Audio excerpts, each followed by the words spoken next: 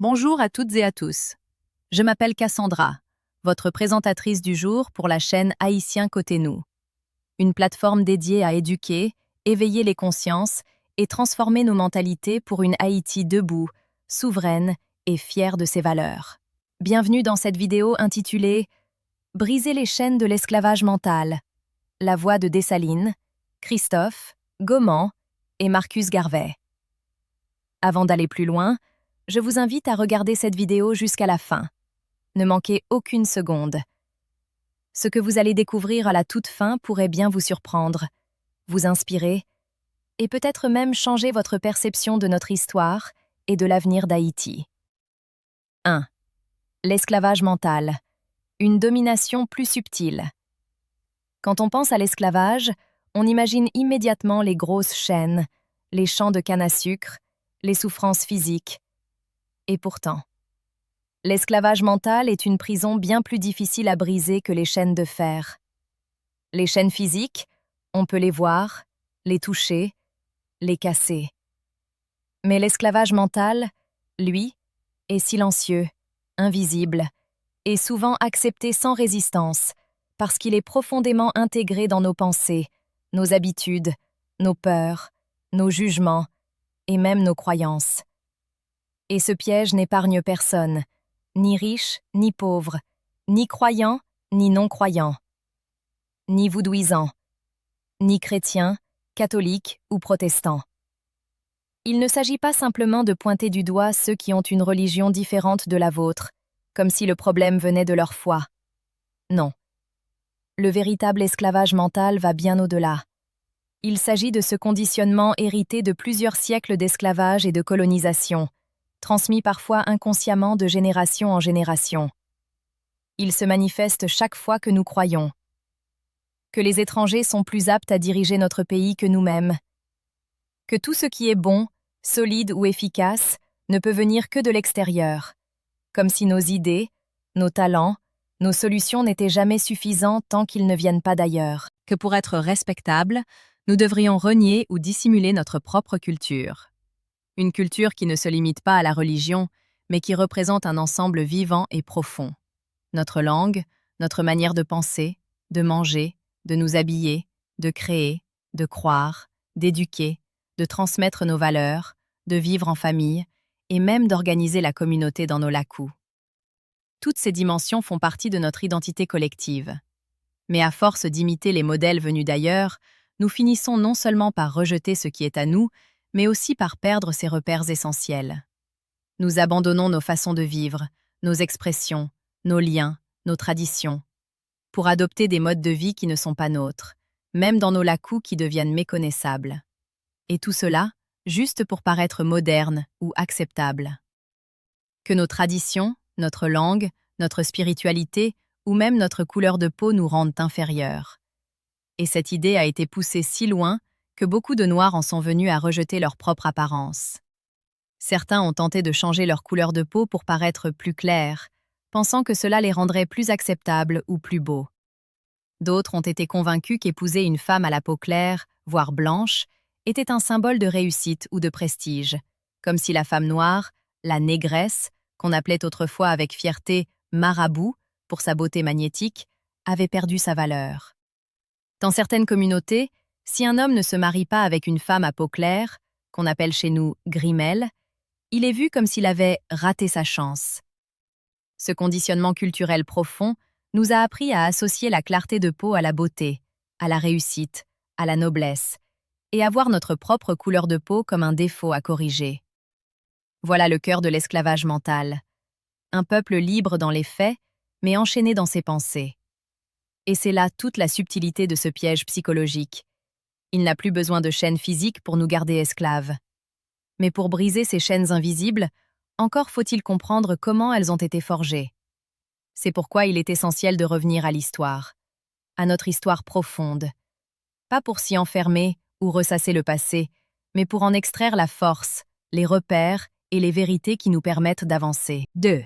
Pourquoi comprendre notre histoire? Beaucoup disent aujourd'hui que regarder vers le passé est inutile, voire contre-productif, un poids qui nous empêcherait d'avancer. Mais renier notre histoire, c'est faire une erreur fondamentale. C'est priver notre peuple de son identité, de sa dignité et de sa conscience collective. L'histoire n'est pas un musée poussiéreux où l'on va juste pour faire joli. L'histoire est une source de connaissances, de courage et de repères. Elle nous dit d'où nous venons, ce que nous avons accompli, ce que nous avons surmonté, et surtout, ce que nous sommes capables d'accomplir à nouveau. Reconnaître notre histoire, ce n'est pas regarder en arrière pour s'y perdre, c'est s'en servir comme d'un tremplin vers l'avenir. Si ce message vous parle, alors aimez, partagez autour de vous et abonnez-vous à Haïtiens Côté Nous pour continuer ensemble ce chemin de réveil et de fierté. 3. Nos héros ne sont pas morts. Parlons maintenant de ceux dont nous avons hérité le plus puissant des patrimoines. Dessalines, Christophe, Goman et les autres héros de l'indépendance. Ces noms ne sont pas que des figures gravées dans la pierre ou des chapitres dans un manuel d'histoire. Ils sont des symboles vivants d'un peuple qui n'a jamais accepté d'être moins que libre. Jean-Jacques Dessalines, premier chef de l'État haïtien, libérateur sans compromis, il s'est levé contre l'un des systèmes les plus brutaux que l'humanité ait connu. Le système esclavagiste à l'époque. Chaque fois que nous prononçons son nom aujourd'hui, c'est l'esprit de liberté absolue qui renaît en nous. Henri Christophe, figure de discipline, de construction de palais comme le palais Sans Souci dans le Nord, figure aussi d'organisation communautaire.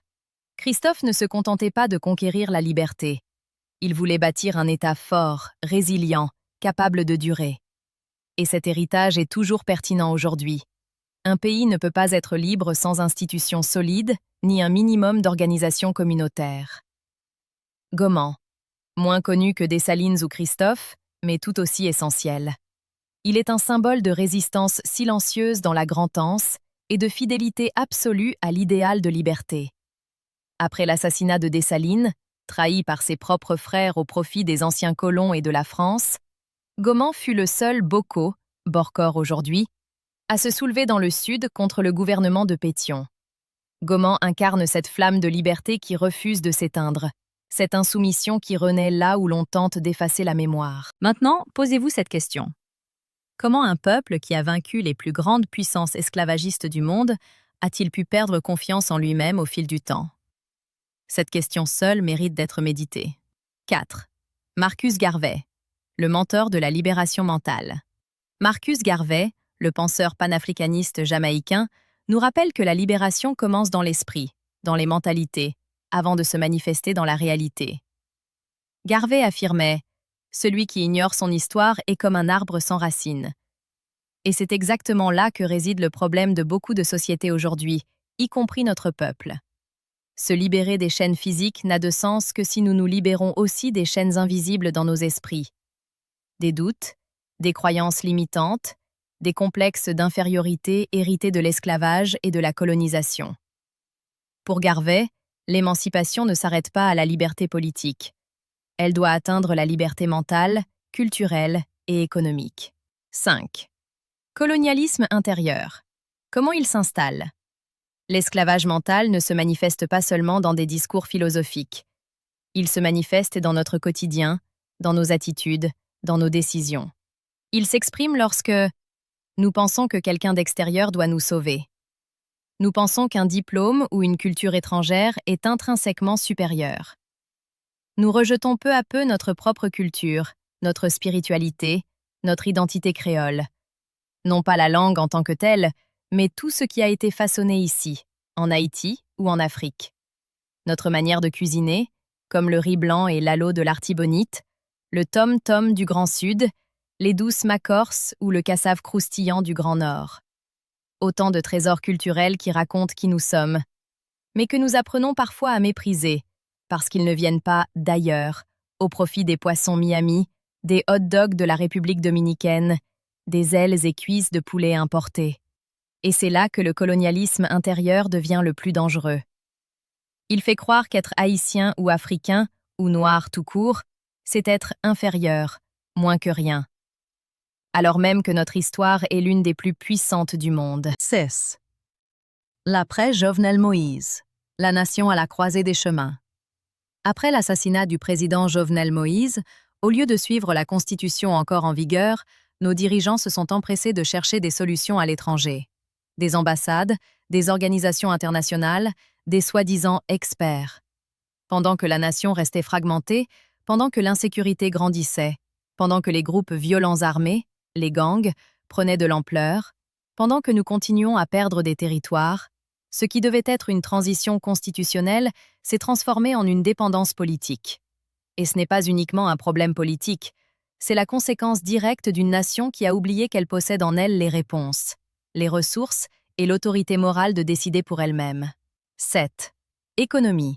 Le front vital de la liberté. Une nation ne peut être longtemps libre si elle ne maîtrise pas son économie. Aujourd'hui, Haïti importe davantage qu'elle ne produit. Nos terres, nos ressources, nos talents ne nourrissent pas d'abord notre peuple, ils servent des intérêts étrangers. Des diplômés exilés contre leur gré, des cultivateurs qui fuient la terre pour se rendre au Brésil, Chili, Mexique, et se faire humilier, exploiter. Mais un peuple véritablement libre est un peuple qui produit ce qu'il consomme, soutient ses agriculteurs, stimule ses entrepreneurs patriotes, protège son marché intérieur. Ce n'est pas un luxe, c'est une nécessité vitale. 8. Racines africaines. Le retour à soi. Marcus Garvey ne parlait pas seulement d'histoire. Il parlait d'identité, de conscience retrouvée, de dignité profonde. Nous ne devons pas rechercher l'approbation d'autres cultures ou modèles. Nous devons reconnaître notre valeur, notre héritage africain, notre créativité, notre spiritualité. Le créole, le kombite, le lakou, ce ne sont pas des reliques du passé. Ce sont des sources de résilience, de coopération, de puissance collective. 9. Un court résumé de ce que c'est l'esclavage mental. L'esclavage mental est une forme de domination invisible, intérieure, bien plus perverse que les chaînes physiques. Il ne s'agit pas seulement de religion ou de culture, mais d'un conditionnement profond qui touche nos pensées, nos choix, notre confiance. C'est croire que nous devons imiter l'étranger pour être valables. C'est penser que nos traditions valent moins, que nos institutions ne peuvent pas fonctionner comme il faut, que nos solutions doivent toujours venir de l'extérieur. C'est lorsque nous renions nos produits locaux au profit de ceux importés, notre savoir-faire, notre créativité et surtout notre spiritualité authentique, uniquement pour paraître plus moderne ou acceptable aux yeux de l'extérieur, que l'esclavage mental s'enracine le plus profondément. À propos de la langue, depuis les années 1980, le créole s'est imposé dans l'enseignement, les médias et la vie publique. Mais aujourd'hui encore, il reste au cœur d'un rapport de force entre puissances. Le créole est devenu un outil stratégique. Certains l'utilisent pour affirmer une souveraineté culturelle, une identité enracinée dans le peuple, tandis que d'autres continuent de privilégier le français comme langue du pouvoir, de l'élite et de la gouvernance. Ce choix linguistique n'est pas neutre. Il reflète souvent des intérêts politiques et géopolitiques, rarement alignés avec les véritables besoins du peuple haïtien. À propos de la spiritualité. La spiritualité ne se limite pas à une religion précise, comme le vaudou. Elle transcende les clivages entre catholiques, protestants ou voodouisants. Elle désigne cette connexion intime avec le sacré, avec nos ancêtres, la terre, la nature, et avec ce qui nous unit comme peuple. Notre spiritualité haïtienne, souvent réduite à tort à la seule religion vaudou, fut une force centrale dans notre révolution, une source de courage, de cohésion, de résistance. Mais aujourd'hui, elle est trop souvent dévoyée, dénaturée, infiltrée par des logiques de pouvoir extérieur. Des courants ésotériques importés de l'Occident, comme la franc-maçonnerie ou la Kabbale, ont progressivement déformé ses fondements. Soutenir sa vraie spiritualité, c'est revenir à l'essence de notre lien sacré avec la vie, honorer notre héritage sans le travestir, sans le dénaturer ou le corrompre, en faire une source d'éveil, de solidarité, de protection et de cohésion, et non un instrument de division, de manipulation ou de pouvoir occulte. Voilà en gros ce qu'est l'esclavage mental. C'est une prison intérieure, invisible mais puissante, où l'on doute de sa propre valeur, où l'on attend la validation des autres pour exister, où l'on rejette ce que l'on est pour mieux imiter ce que l'on croit supérieur, où l'on croit que tout ce qui est solide, vrai ou efficace vient forcément d'ailleurs, de l'étranger. C'est aussi Pensez qu'il faut parler, manger, s'habiller, croire ou se comporter comme les autres pour être moderne. Croire que notre culture est inférieure. Avoir honte de notre couleur, de notre spiritualité, de notre histoire. Suivre des modèles qui ne servent pas nos intérêts. Et surtout, oublier que nous avons déjà prouvé au monde que nous pouvions bâtir notre liberté nous-mêmes. 10. La Renaissance haïtienne. Quoi faire? La libération mentale ne se résume pas à des discours. Elle exige une éducation qui reflète notre histoire, une économie qui serve le peuple, une culture qui nous affranchisse des complexes d'infériorité, une discipline collective pour gouverner avec intégrité sans prioriser la corruption. Nous devons organiser notre éducation et notre économie, développer notre industrie, valoriser nos agriculteurs, éduquer nos enfants à partir de nos valeurs, construire des institutions fiables. Une Haïti forte, c'est une Haïti qui ne dépend plus de l'étranger, mais de ses propres enfants, convaincus qu'ils peuvent diriger, gérer et gouverner sans l'appui des puissances étrangères. Clôture plus surprise. Merci d'avoir été avec nous jusqu'à la fin. En cadeau spécial, vous pouvez télécharger dans la description le Serment des héritiers de Dessalines, un engagement à afficher, à méditer ou à partager avec ceux que vous aimez. Aussi, veuillez répondre à une question sur l'esclavage mental en commentaire pour voir si vous avez bien saisi le concept. Si cette vidéo vous a inspiré, donné de l'espoir ou éveillé une nouvelle conscience, aimez cette vidéo. Partagez-la avec vos amis, votre famille, vos communautés. Abonnez-vous à la chaîne Haïtien Côté Nous, parce que notre mémoire est une arme, et notre futur se construit aujourd'hui, pas demain. Et maintenant, sans plus tarder, voici la question à laquelle vous devez répondre dans les commentaires pour voir si vous avez bien compris tout ce qui a été dit et enseigné dans cette vidéo sur l'esclavage mental et comment y faire face. Voici la question. Que décrit le mieux l'esclavage mental dans cette vidéo sur la libération de la pensée? A. Être physiquement enchaîné et privé de toute liberté de mouvement. B. Laisser d'autres personnes, idéologies ou systèmes contrôler notre manière de penser, au point que l'on n'ose plus réfléchir ni décider par soi-même. C. Passer son temps à critiquer les idées des autres sans jamais remettre en question les siennes. D. Vivre dans un pays où les conditions de travail sont très difficiles. Nous attendons encore une fois votre réponse en commentaire. Répondez en écrivant A, B, C ou D si d'après vous, c'est la bonne réponse. Thank you for watching.